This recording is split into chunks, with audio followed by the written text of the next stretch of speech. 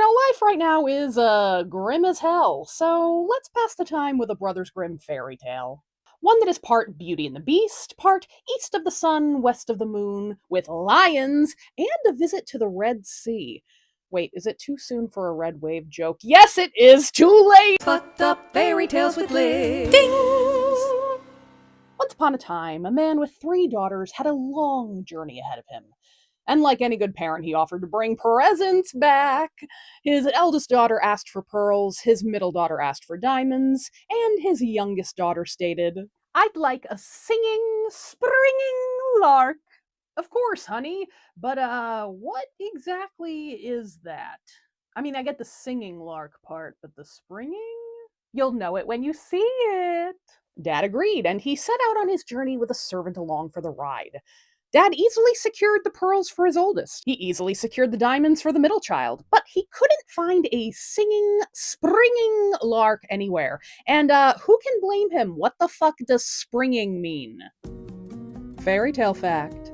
Translators sometimes use the term soaring instead of springing. I have seen both terms used by credible folklorists. My initial source believes that changing the verb to soaring is unjustified.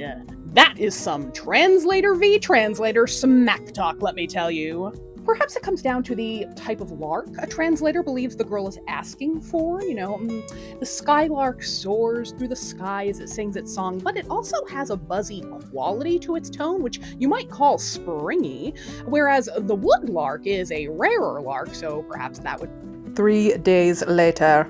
Guess it depends what to you is more impressive or admirable in a bird. Are you someone who likes to see your lark soaring through the sky, or do you like a bouncy burb? Sound off, please. Let me know. At long last, Dad discovered a path in the forest that led to a luxurious castle.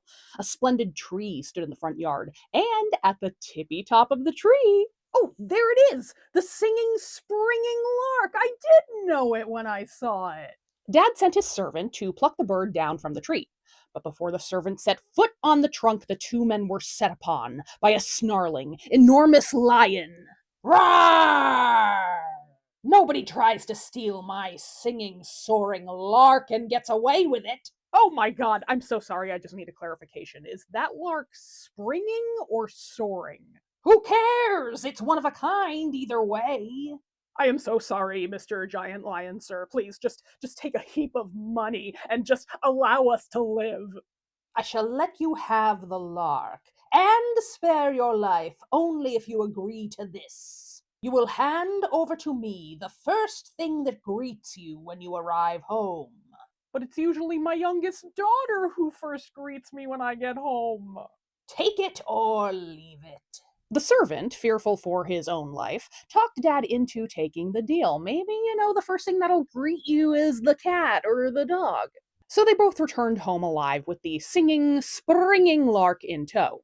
Of course, the first thing to greet them upon arriving was the youngest daughter. Dad burst into tears and likely fired his servant. He shared the story with his kids, certain he was sending his child to her death, but the youngest did not seem too worried. Well, a promise is a promise. So no problem, I'll visit the beast. I am sure he'll let me come back. This gal seems like the kind of person who'd see a bear cub in the woods and die trying to get a selfie with it.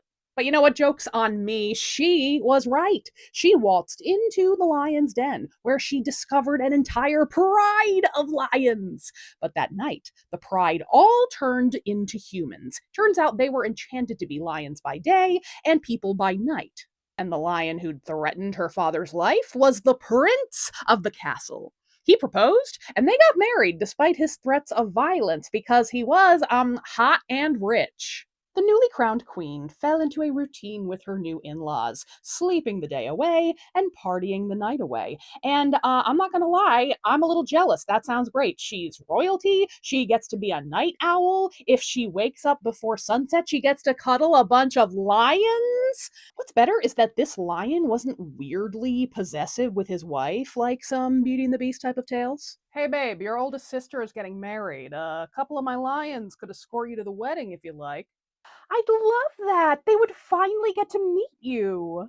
Ooh, I cannot go with you this time around, but tell everyone I said hey. The princess returned home, and her family was thrilled to see her alive and well. She didn't even have to do that thing where she had to keep her husband's enchantment a secret. Also, her husband didn't give her a strict time limit. Plus, her sisters were not jealous at all about what had worked out for her. Wait, I thought this was a fucked up fairy tale. Hey, babe, your second oldest sister's getting married. You want another lion lift? I do, but it's very important to me this time that you come along.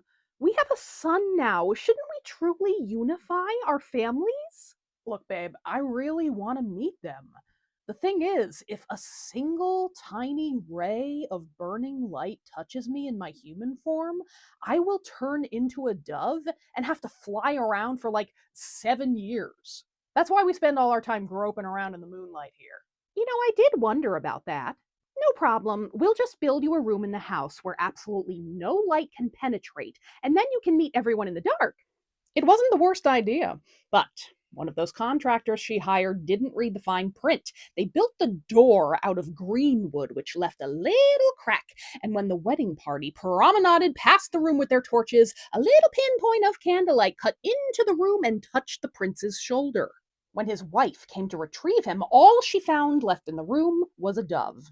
Hey, babe. Oh man, I thought we covered our tracks. Well, we definitely left something uncovered. So I gotta fly for 7 straight years, but I am allowed to leave you a trail. Every 7 paces, I'll drop a feather and a drop of blood. Just follow the bloody feathers and you'll find your way to the end of this enchantment. That is pretty grisly, but you know what? I'll do it. So Bird and his wife wandered for 7 years, with the bird bleeding and dropping feathers, and the wife following him with no rest. But the enchantment didn't end there. Nope. At the end of 7 years, the dove just disappeared, and no mortal could give the princess any answers, and so she climbed to the fucking sun. Hey, son, you light up the whole earth. Have you seen a bloody, bedraggled dove around these parts? Nope.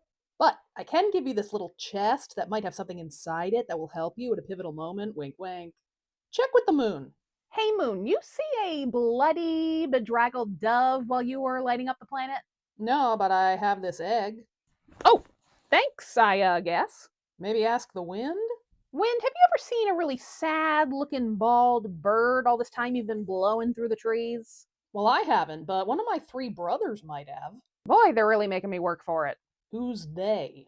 I don't fucking know. Oh yeah, I saw that bald bleeding bird, but he's not a bird anymore, he's a lion. Again? Yeah, and he's stuck fighting this dragon over by the Red Sea, only it's not really a dragon, it's an enchanted lady. Oh, I have an idea. Go to the Red Sea. On the right bank are a bunch of reeds.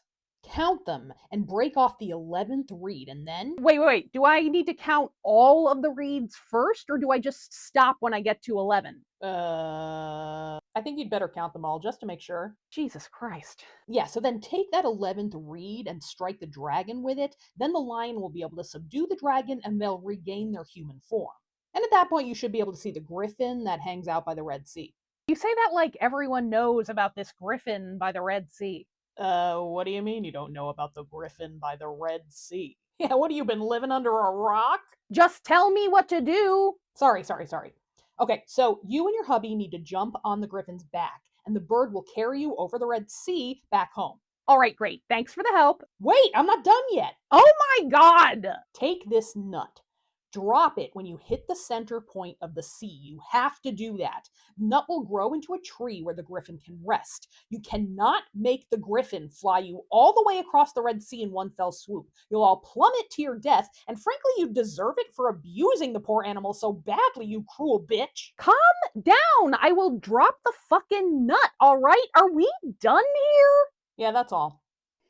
Okay, so the princess did the things. She counted the reeds, she struck the dragon with the 11th one, and sure enough. Hey, look, I'm me again.